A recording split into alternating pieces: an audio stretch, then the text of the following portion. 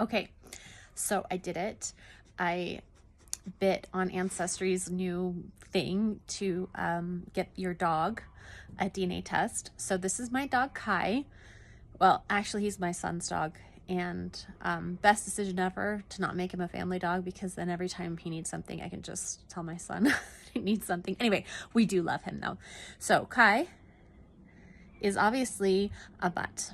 He is a rescue dog, and we got him from the pound in Coral Springs, Florida, several years ago. I think probably 5 years ago now.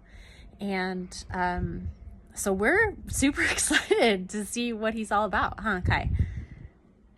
So I'll keep you posted when I get the kit and let you know how easy or hard it is to get that DNA sample. Oh, something's going on outside. Get the DNA sample from your dog, and we'll go through this together. I'm interested. I've been tempted before, and this seemed like a good opportunity, so I hope you enjoy the time.